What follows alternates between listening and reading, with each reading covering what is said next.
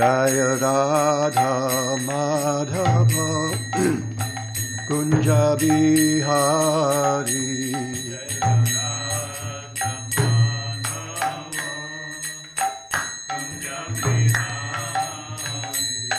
Jaya Radha Madhava Kunja Bihari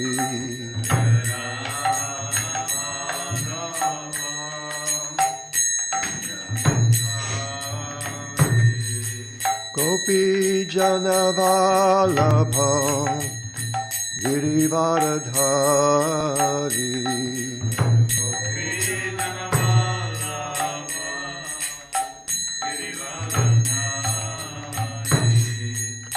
Gopi Janavalabha Girivaradhari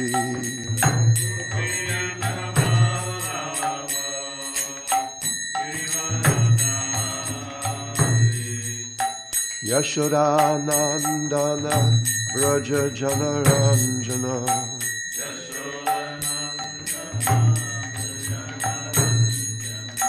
Yashodanandana Braja Janaranjana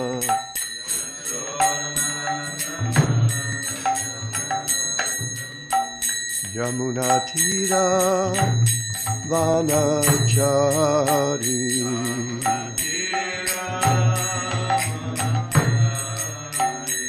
Yamuna Tira Vanachari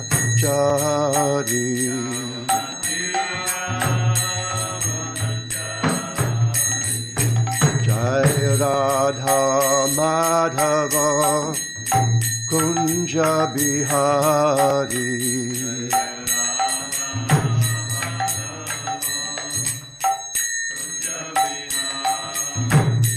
Jaya Radha Madhava Kunja Bihari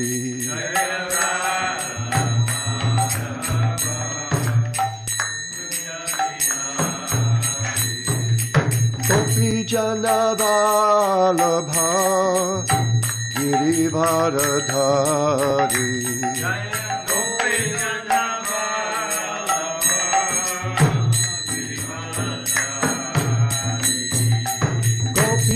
Janavalabha Girivaradhari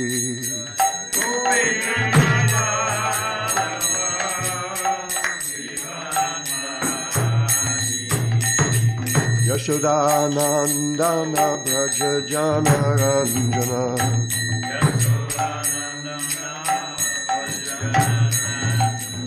Yashodanandana Braja Janaranjana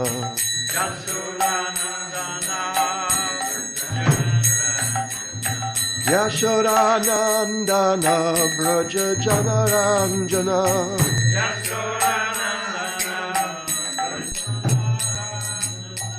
Yamuna Tira Vanachari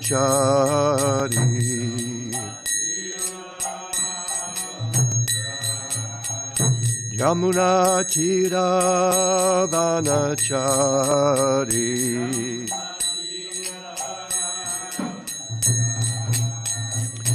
Hare Krishna Hare Krishna Krishna Krishna Hare Hare Hare Rama Hare Rama Rama Rama Hare Hare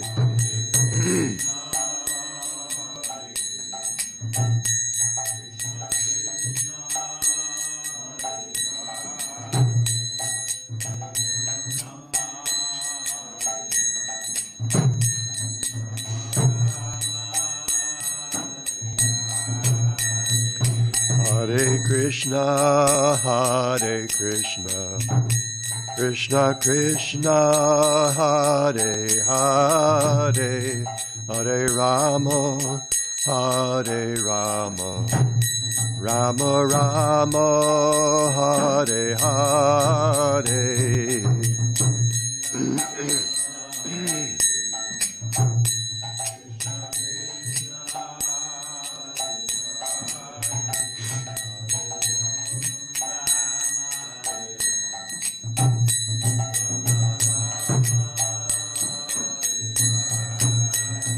Hare Krishna, Hare Krishna, Krishna Krishna, Hare Hare, Hare Rama, Hare Rama, Rama Rama, Hare Hare.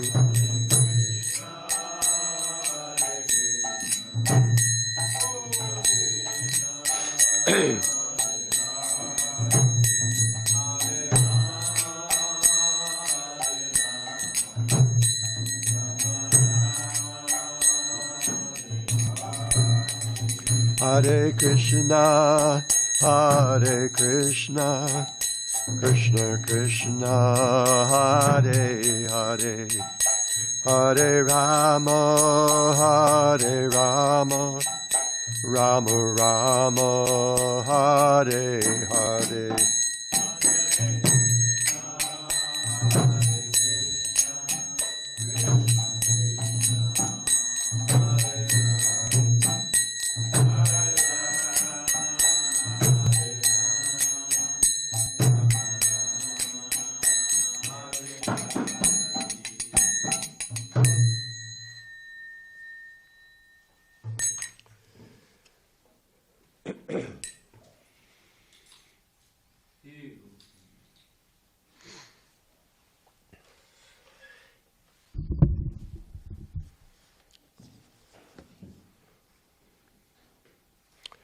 Om Namo Bhagavate Vasudevaya.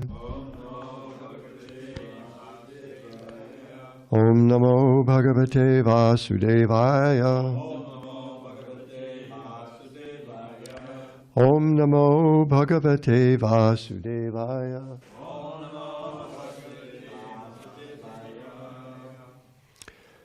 This morning we'll take a look at Srimad Bhagavatam, Canto 7, Chapter 15. Text 31.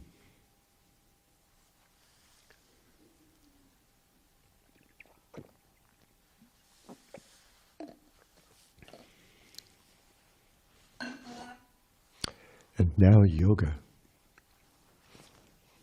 Deshe Shuchau Same Rajan Deshe Shuchau Same Rajan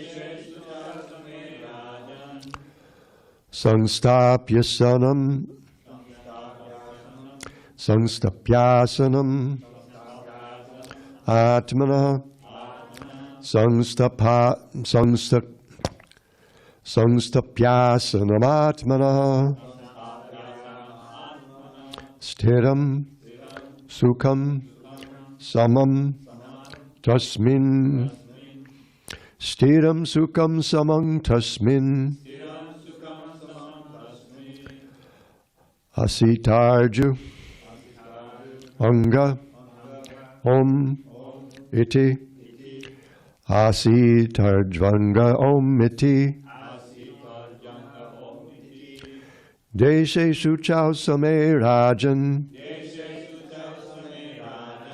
Sangstapyasanam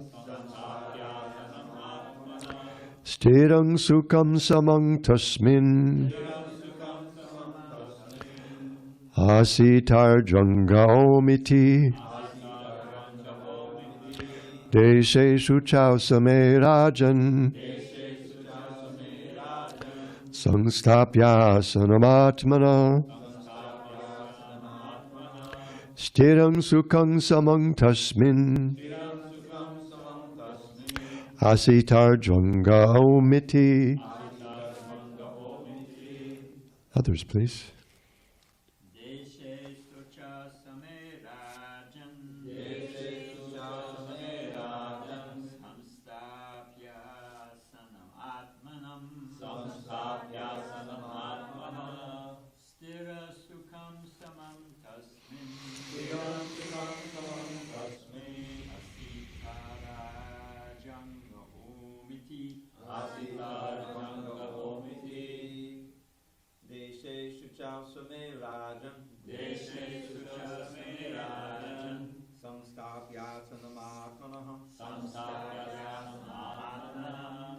Stiram sukam samam tasmin. Stiram sukam samam tasmin. Asitarjvanga omiti. Asitarjvanga omiti. Dese sujo samerajan. Deshe sucha sumerajan. Samstapyasanam atmanah. Samstapyasanam atmanah. Tasmin. Stiram sukam samam tasmin. Asitarjvanga omiti. Asitarjvanga omiti. Vaishnavis? Deshe sucha sumerajan.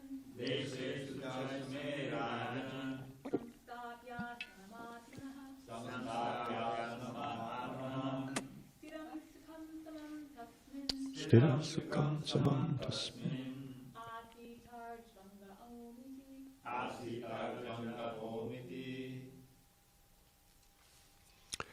Word to word. Deshe, in a place. Shuchao, very sacred. Same, level. Rajan, O king. Samstapya, placing. Asanam, on the seat. Atmana, one's self. Sthiram, very steady. Sukham, comfortably. Samam, equipoised. Tasmin, on that sitting place. Asita, one should sit down. Riju anga, the body perpendicularly straight. I actually pronounced that word the first time. I didn't have to go back and take another running leap at it. Om, the Vedic mantra pranava. Iti, in this way. Translation and purport by His Divine Grace A.C. Bhaktivedanta Swami Prabhupada. My dear King, in a sacred and holy place of pilgrimage, one should select a place in which to perform yoga. The place must be level and not too high or low. There, one should sit very comfortably, being steady and equipoised, keeping his body straight, and thus begin chanting the Vedic pranava. Responsively, please. My dear King, in a sacred and holy place of pilgrimage, one should select a place in which to perform yoga. The place must be level and not too high or low. There, one should sit very comfortably, being steady and equipoised, keeping his body straight. Oh, I sat up when I said that. Sorry. And thus begin chanting the Vedic pranava. Srila Prabhupada's purport. Generally, the chanting of Om is recommended because in the beginning one cannot understand the personality of Godhead. As stated in Srimad Bhagavatam, Vadanti tat tattva vidas tattvam yajnanamadvayam brahmeti paramatmeti bhagavaniti shabdate. Learned transcendentalists who know the absolute truth call this non-dual substance Brahman, Paramatma, or Bhagavan. Unless one is fully convinced of the Supreme Personality of Godhead, one has the tendency to become an impersonalist yogi, searching for the Supreme Lord within the core of his heart. Dhyanavastita tadgatena manasa pashyantiyam yogina. Here, the chanting of Omkar is recommended because in the beginning of transcendental realization, instead of chanting the Hare Kṛṣṇa Maha Mantra, one may chant Omkara, Pranava. There's no difference between the Hare Krishna Maha Mantra and Omkara, because both of them are sound representations of the Supreme Personality of Godhead. Pranava Sarva Vedeshu. In all the Vedic literatures, the sound vibration Omkara is the beginning. Om Namo Bhagavate Vasudevaya. The difference between chanting Omkara and chanting the Hare Krishna mantra is that the Hare Krishna mantra may be chanted without consideration of the place or sitting arrangements recommended in the Bhagavad Gita. Shuchau Deshe Pratishtapya, again Shuchau, a pure place, holy place, sacred place. Sthiram asanam atmana natyu tritam natinicham chailajina kushotara. To practice yoga, one should go to a secluded place and should lay kuśa grass on the ground and cover it with a deerskin and a soft cloth. The seat should neither be too high nor too low and should be situated in a sacred place. The Hare Krishna mantra may be chanted by anyone without consideration of place or how one sits, unless you're not sitting properly.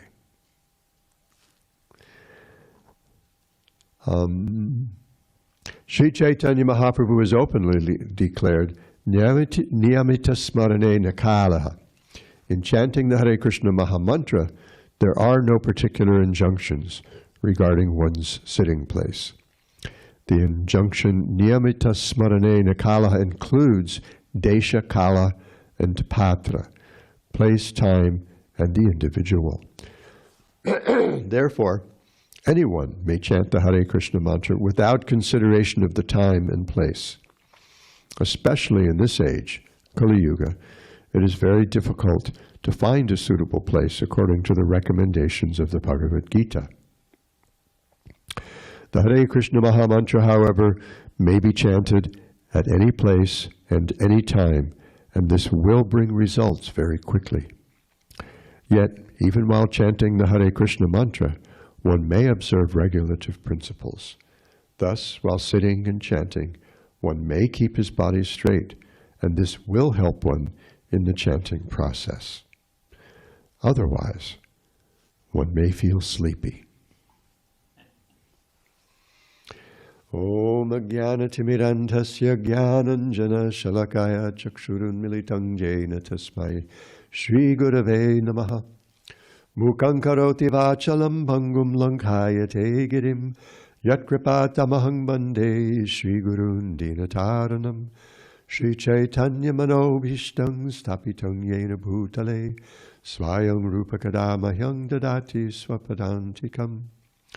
Nama Om Vishnupadaya Krishna Preshtaya Bhutale Srimate Bhaktivedanta Swaminiti Namine Namaste Saraswate Deve Gauravani Pracharine Nirvishesha Shunyavadi Paschatya Deshatarine Vancha Kalpa Tarubhyascha Kripa Sindhubhya Evacha Patitanam Pavanebhyo Vaishnavebhyo Namo Namah.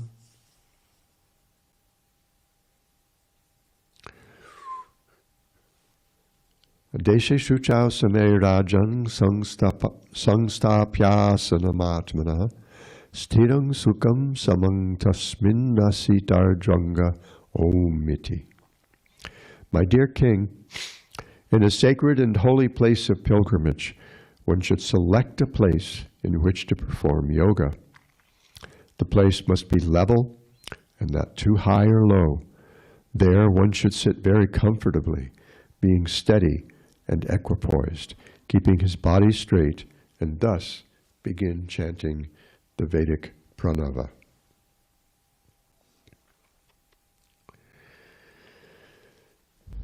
So, wherever we look in the Shastras, we see very similar descriptions of the process of practicing yoga. So, of course, Srila Prabhupada refers to the 6th chapter. So he has He cites especially the 11th verse. The 11th verse. Shuchau deshe pratishtapya.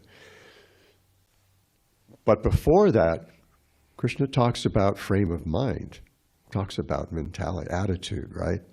And then you do all this stuff. You have to, see if I can remember how this thing works. You have to sit in a particular way, in a particular place, and practice, even breathe in a particular way. So just to kind of recap, Krishna says a transcendentalist should always try to concentrate his mind on the Supreme Self. He should live alone in a secluded place and should always carefully control his mind. He should be free from desires and feelings of possessiveness. To practice yoga, one should go to a secluded place, lay kuśa grass on the ground, and then cover it with a deerskin and a soft cloth. The seat should be neither too high nor too low, and should be situated in a sacred place. The yogi should then sit on it very firmly, and should practice yoga by controlling the mind and the senses, purifying the heart, and fixing the mind on one point. One should hold one's body, neck, and head erect in a straight line and stare steadily at the tip of the nose.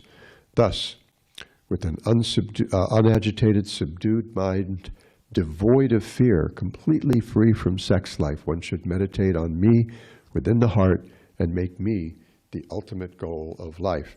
And he goes on. And we see similar instructions in the 14th chapter of the 11th canto of the Srimad Bhagavatam.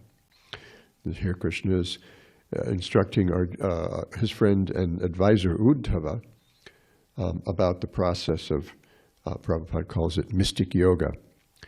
And again, it's the instruction for the process itself is prefaced by instructions on the kind of attitude that we should bring to this. And this is the purpose of yoga, as I mentioned the other day, is to still the fluctuations of the mind.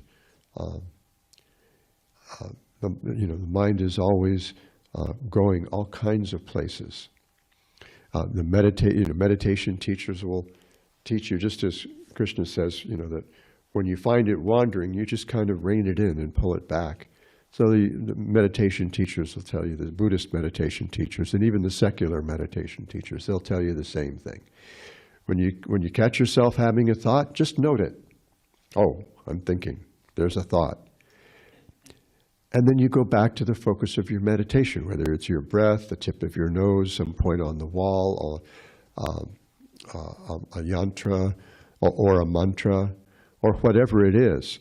You don't make a big deal out of it. You don't beat yourself up for it. You just note, oh, there I am. I'm going off. Okay, rein it in.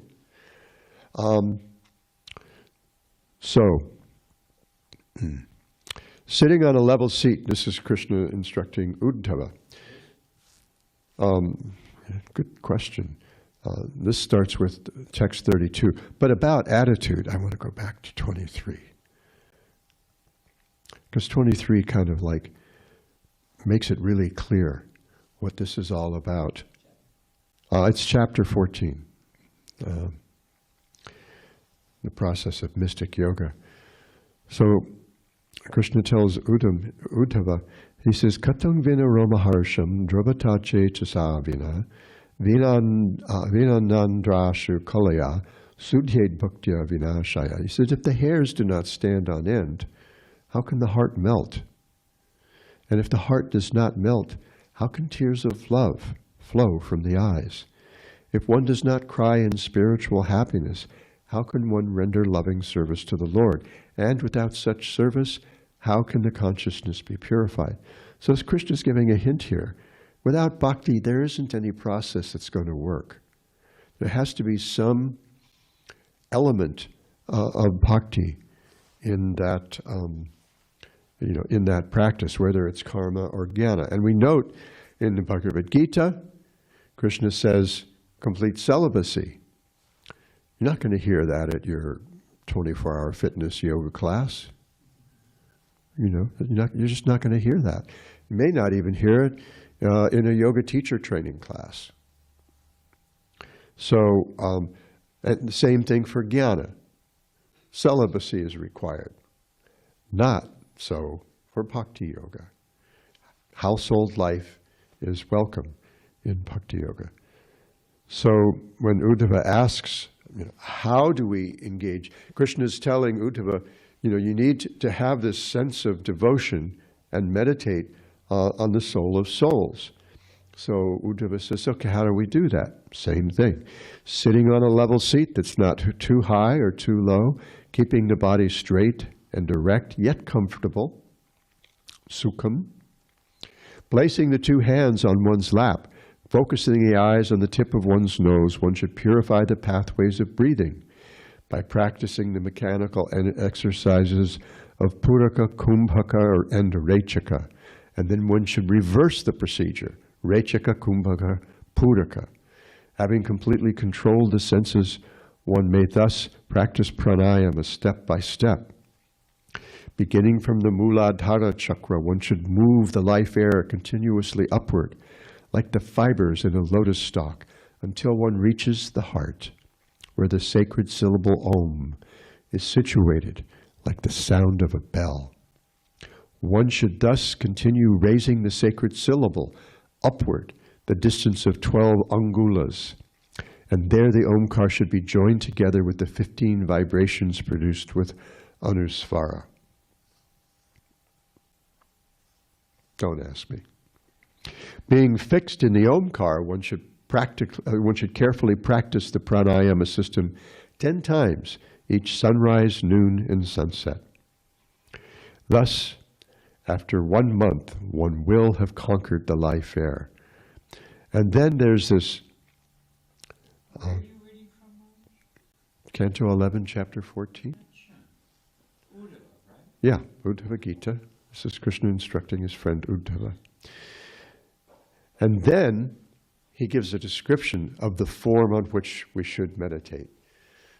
And apparently this is the form of the super soul. It's very similar to the description given that Narada Muni gave to Dhruva to meditate on.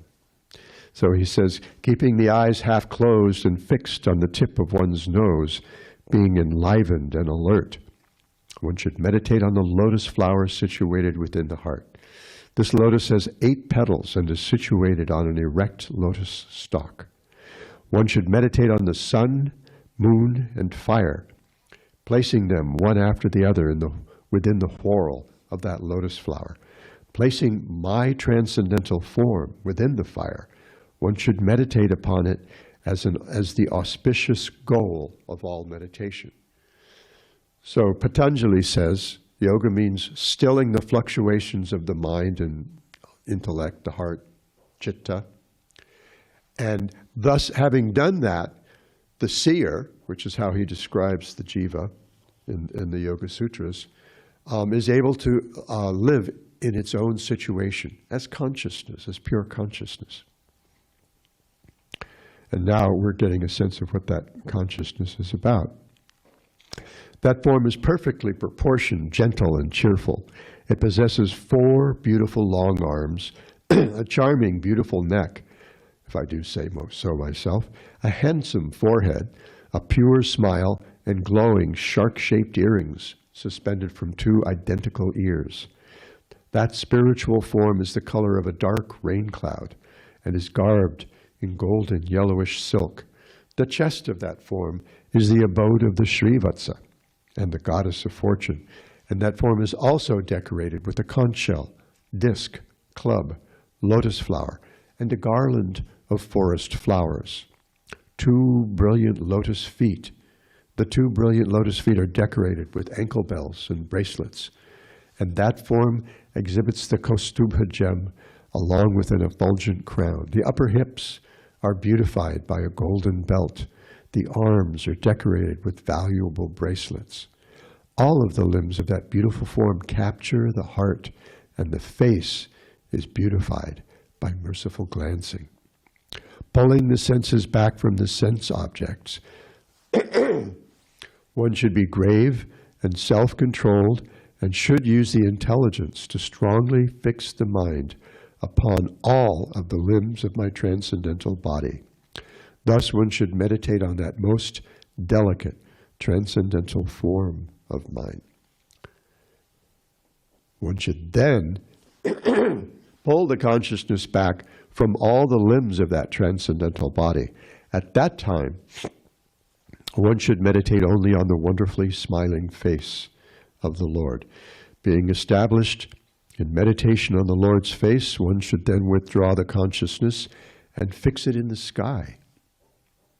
Then, giving up such meditation, one should become established in me and give up the process of meditation altogether. In other words, forget the whole thing. And because, as Arjuna says, this is really hard. Controlling the mind is hard stuff.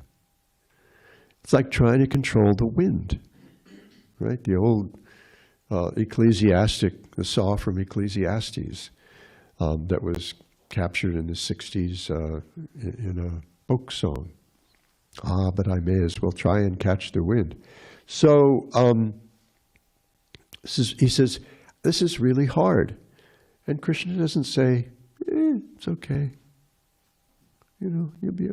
He says, no, yeah, it's hard, but it's possible by practice and detachment. So the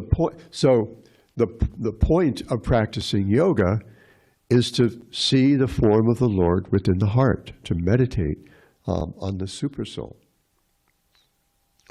This is the actual goal of yoga. So it's all about it all comes down to bhakti. We see at the end of the 6th chapter, Krishna says, yogis are better than everybody else.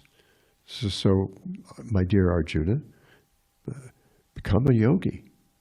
And of all the yogis, one whose consciousness is fixed in me with love is the best. So when it comes down to it, we have all these different processes for different levels of realization. I was speaking last night at the Krishna Lounge program in Chula Vista about yoga. And I just lost the thought I had. But anyway, ultimately, this is the whole point. We go to a lot of trouble to the Vedas themselves.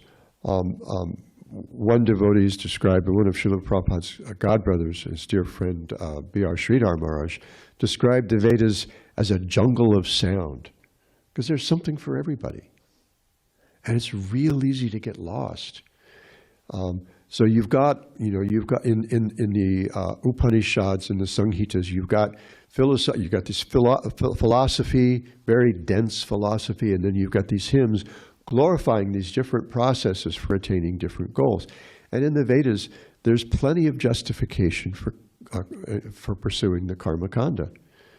They give the practitioners all kinds of support. If this is what you're after, the scriptures say this is a great goal, and here's how you do it. You have to practice varnashram dharma, and you have to do it perfectly. Because if you don't do it perfectly, it might blow up in your face, as we see in a couple of places in the Bhagavatam. Same thing with yoga, same thing with jnana. You've got to do them perfectly in order to get the result. Bhakti, Narada Muni tells Vyasadeva in the 5th chapter of the 1st canto, even if you completely blow, it's as if you do all the varnashram stuff perfectly, you don't really gain anything.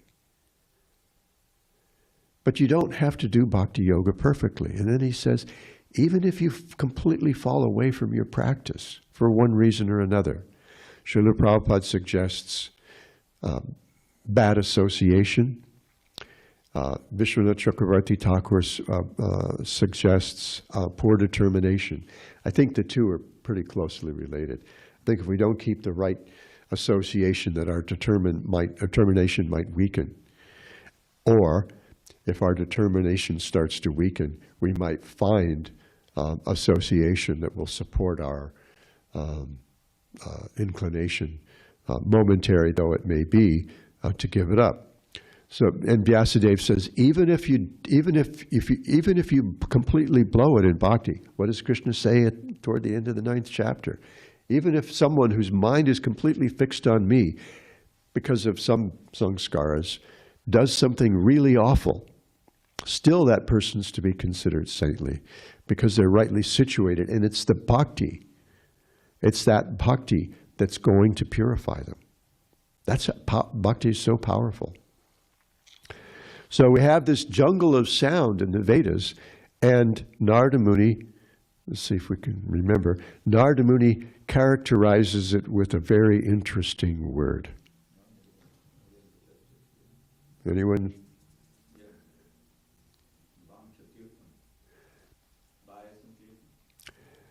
Well, he refers to it as a place of pilgrimage for crows, which is the dump, right? But there's another word he uses, which is very striking.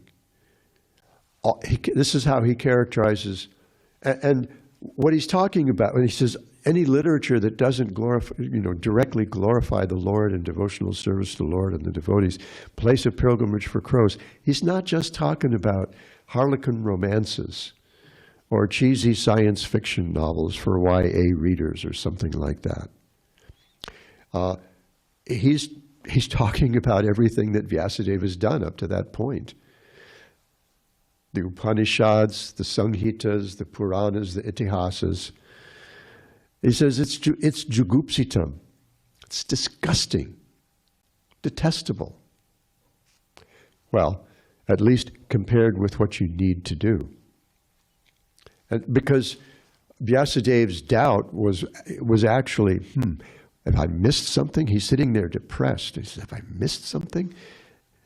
Maybe I didn't really adequately glorify direct service to the Supreme Personality of Godhead. And Narada Muni comes along and says, that's exactly what's missing. You've got to pull that, you've got to get that together. And so he says that even if someone engaged in bhakti completely blows it and goes off the track, gives up their purpose, either because of bad association or weak determination, he's not lost. Krishna says the same thing in the 2nd chapter of the Gita. He's not lost because he's always going to remember what he experienced, the bliss he experienced by whatever service he rendered to the Lord. Very strong word used in that verse, rasagraha. Srila Prabhupada softens it a little bit. Vishwanath Chakravarti Thakur is very stark, very clear about what that phrase means. It means haunted by rasa. As if, he says, as if by a ghost you can't shake. In other words, sorry, game over. You're toast. It's just a matter of where the dial is set and how done you want to be, how fast you want to be done. But if we put a fork in you, we'll see that you're cooking. We're stuck. Bhakti is the most powerful thing. Something that Jiva Goswami refers to in his Priti Sandarbha as the Matara Shruti, which makes it sound to me like it's a Vedic verse, says that only bhakti has the power to draw us near to Krishna. Only bhakti has the power to show us Krishna. Only bhakti has the power to control Krishna. Therefore, bhakti is the most powerful thing of all.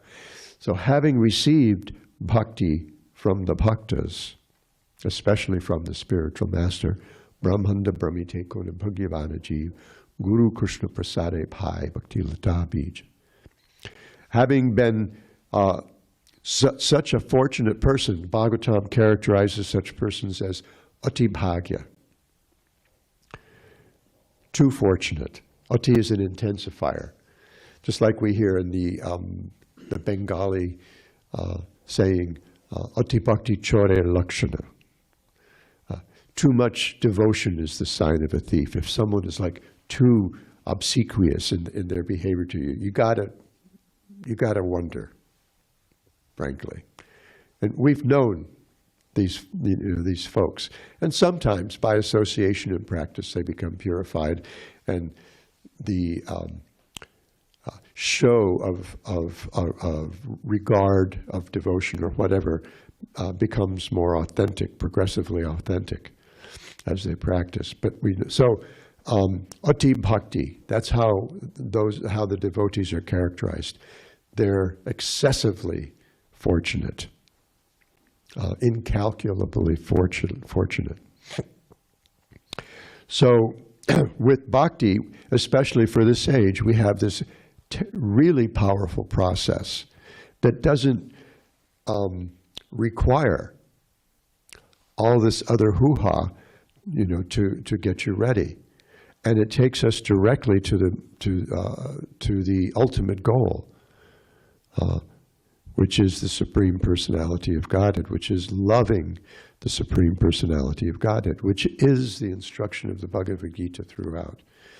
I was thinking of doing a quick search and get a count, and I just didn't have time to do it this morning, of how many times the word bhakti shows up in one form or another in the Bhagavad Gita.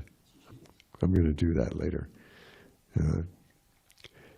Give you the tally when we talk about Bhagavad Gita tomorrow evening, maybe. So this is the process that Srila Prabhupada has brought. This gift of Lord Chaitanya and Lord Nityananda, chanting of the Hare Kṛṣṇa mantra. Hare Kṛṣṇa, Krishna Krishna, Hare Hare, Hare Rama, Rama Rama, Hare Hare. And Srila Prabhupada showed us that it can be done anywhere. He did it in this really weird place, Lower East Side of New York City, of Manhattan, among a bunch of, Allen Ginsberg characterized them in a very colorful way. Acid heads, meth monsters. Meth monsters was kind of a favorite of Ginsberg's. How he liked to characterize the drug culture, even from the 50s. He wasn't even in the 50s, he was talking about meth monsters. So strange people in a strange place. Srila Prabhupada wasn't the stranger. He was the ground.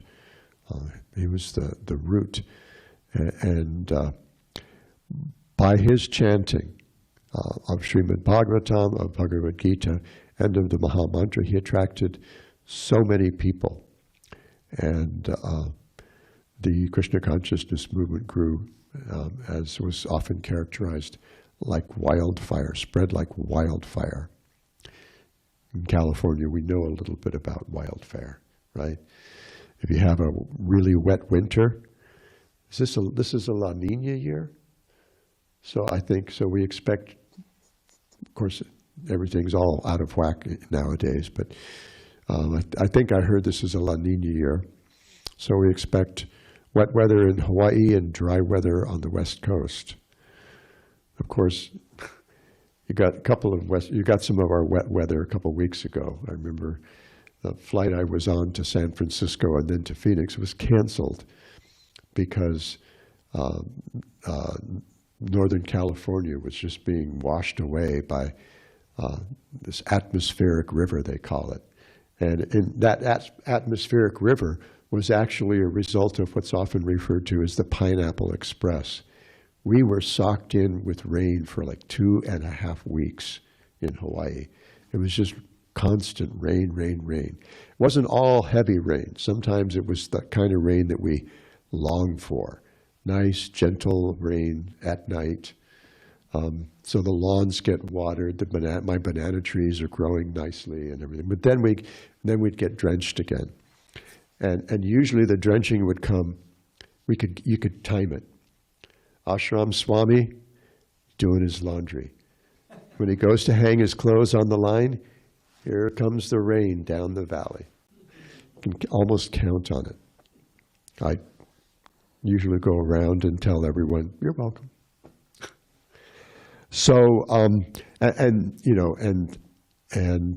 so that's the weather that the Bay Area got a couple of weeks ago, and so we have a wet winter in California, lots of growth, and then what happens when the rain stops? Everything dries out. Terrible fire season. Like, oh my God, we're having a wet winter. We're going to have a terrible fire season next year.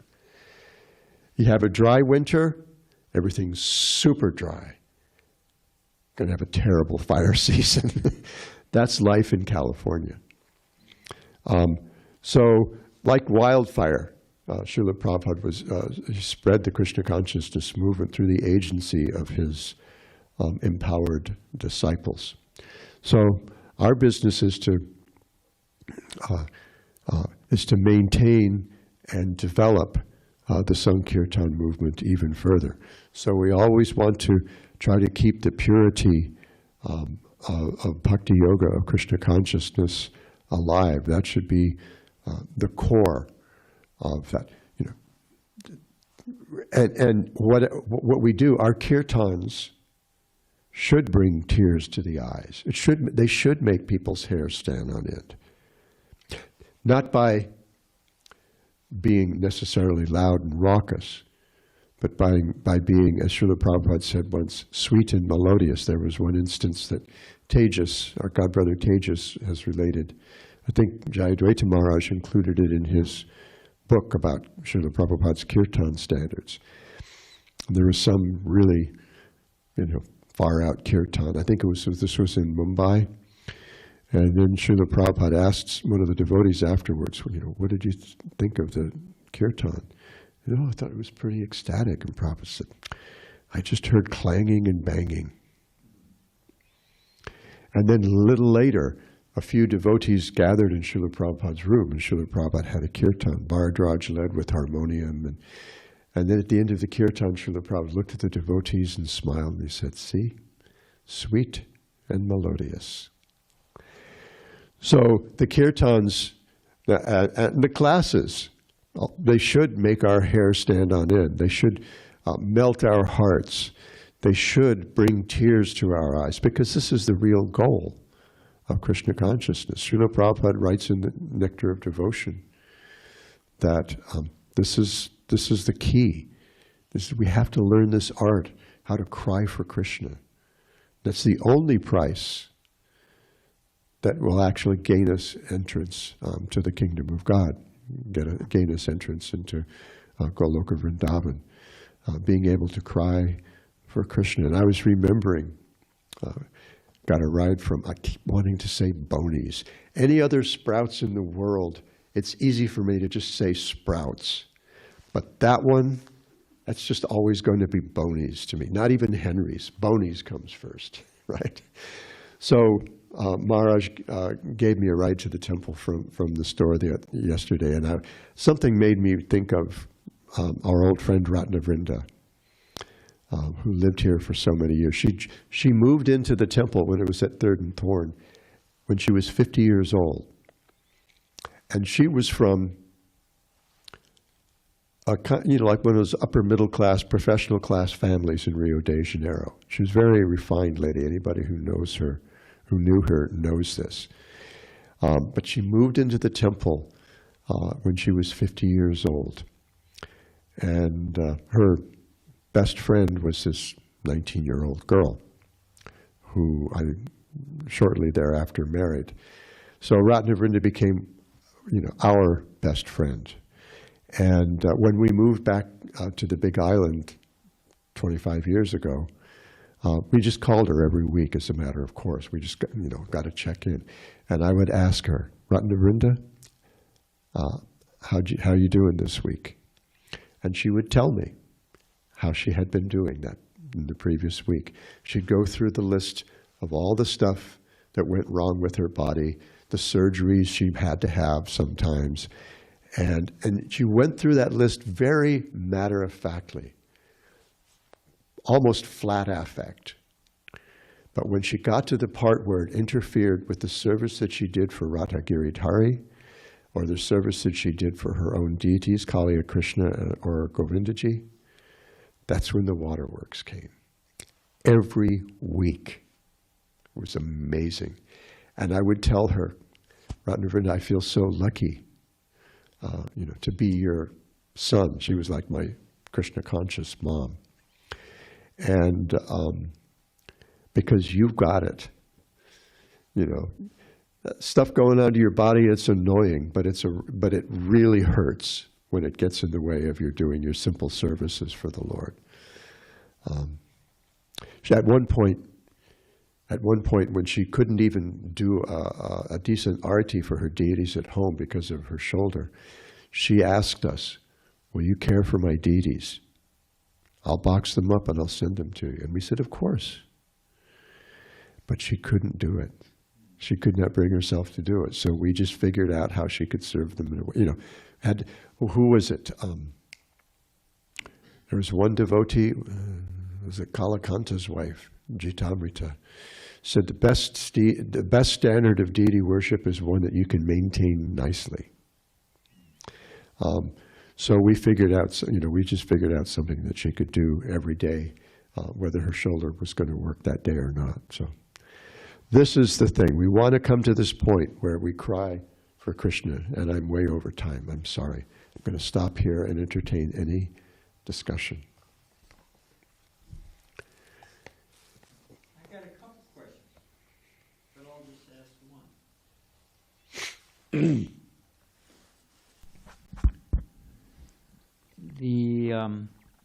So you said we should cry for kirtan and cry during the class. Well, is it our fault? Or is it the speaker or the kirtan leader's fault? Hey, I didn't feel any ecstasy. He's got to up his game. So his fault or my fault? Yes. Good answer. Yes. You want to expand on that? All of the above. There are kirtans. I've experienced kirtans that broke my heart and broke it open, which is just really cool. There's one Badahari kirtan that I used to listen to. I think it was a Sadhu Sangha kirtan. I can't remember what year or anything. But I used to have this on my phone, and I would play it when I would do my deity worship, even though at the very beginning of the kirtan, there were technical issues that resulted in really painful feedback. And my hearing is really messed up. I have screeching tinnitus, and I have moderately severe hearing loss at certain high frequencies. Some of my friends have referred to it as kartal ear. And there are certain sounds that are very painful. Wampers, gongs. There's a bell we have on the altar at the Honolulu temple that I keep telling myself I am just going to steal. Because it hurts. And I have a pair of musicians' earplugs that I carry. This was inspired by Jayadvaita Maharaj. He gave me 2 pairs a few years ago when we moved to Alachua. Gave me one for myself and one for my former wife. And I have to put those things in if I'm going to make it through a Mangal Arati. And I found out the other day, I'm not the only person whose ears that thing hurts. A 30-year-old devotee told me that it hurts their ears too. So, Bell? Or it's the bell. There's a big bell on the altar in Honolulu. I'll steal it when I go over there. Well, I'm going back at the end of next week. And Markandeya is going to be very peeved with me when he can't find that bell he seems to love so well. Wait till I come, he'll blame it on me. Yeah, I don't care. What are they going to do? Kick me out? That might be a good thing. I might find something to do. But so I have heard kirtans that really break your heart open. And so the kirtan leader has some responsibility in that. But we also need to be keyed into the kirtan. One devotee was speaking to me recently about, being in Guru Puja Kirtan and singing along and everything, but mind not being there. Srila Prabhupada gave me an instruction in 1972. He spent a couple of weeks in Honolulu. This is when he came and installed the Panchatattva deities. And because I grew the first tulsi trees in ISKCON, Govinda Dasi would tell me every evening after class whatever Prabhupada said about Tulsi Devi during the day. And one day I just said, I looked her in the eye and I said, Govinda, I wouldn't mind hearing some of this firsthand, if you get my drift. And she did. So she grabbed me by the arm, pulled me down to the car. Prabhupada was already sitting in the car waiting to go. He was sitting in the front passenger seat. Gaur-Sundar was sitting in the driver's seat. Govinda Dasi pushed me into the car, with Gaur-Sundar glaring because he wanted to get Prabhupada back to his place where he was staying. And they also had a very interesting relationship, Gaur-Sundar and Govinda Dasi. And she said, Srila Prabhupada, this is Baba Ru. She's from Texas, so my name had 3 syllables. This is Baba Ru. He's done all the service for Tulsi since the beginning. Prabhupada gave me a big smile, and then he said, that's very nice, Baba Ru. And we should always remember that we should always engage our body and our mind in Krishna's service. And it was like, oh, okay. He's got my number, obviously. So, if we come, when we come to the kirtan, we should also bring our hearts and hope that they'll be broken open at least, so that we can receive more mercy. So we all need to up our game. This is a process. Bhakti yoga is a process, and we make progress kram bi kram, step by step, as we practice. It may seem difficult, success may seem far off, but it's possible by practice and detachment. Is that okay? Very good. It's a start anyway. Yes, Prabhu. Maharaj, I have a question that I think my own personal experience that I heard Srila Prabhupada doing kirtan also. I felt very nice, but it never happened, like tears are coming out mine. So that does it mean that I'm hopeless case? No, it means we're on the path. You're listening to the kirtans. It'll come. It will come. We should, Prabhupada said we should, that our chanting should be like the sincere cry of a baby for its mother. I mean, when a baby bawls its lungs out, mom comes running, because that's a sound that no one can stand. I think Prabhupada once said that the two most difficult sounds were snoring and a baby's crying. And I think someone asked him which is worse, and I don't remember the answer.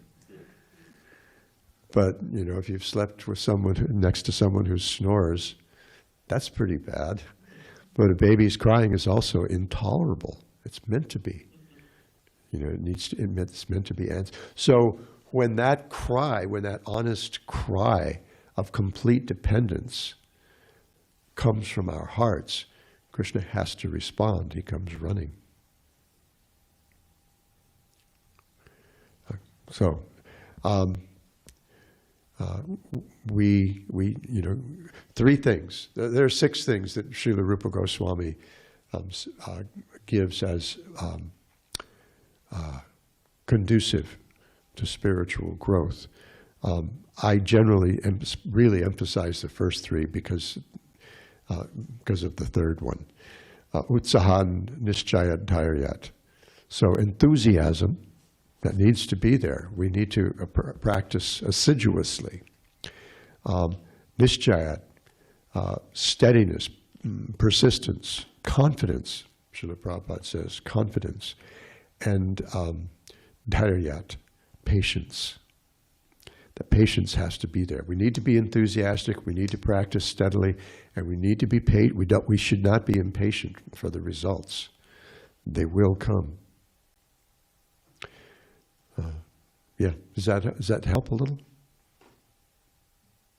It Good, gives me thank some you. hope. Is there anything else? Internet land? Vijay Krishna Prabhu? Oh, Matthias has it. Hare Krishna. I know, I just- I'm sorry. Wanted to look up how many times does Srila Prabhupada mentioned Bhakti in the Bhagavad Gita. And it says that 95 times. That just purports. I don't know about verses, but 95 times. There we go. Thank you. Okay. I think this is a good time to stop. And I thank you all so much for your patience. Grantharaj Srimad Bhagavatam ki jai.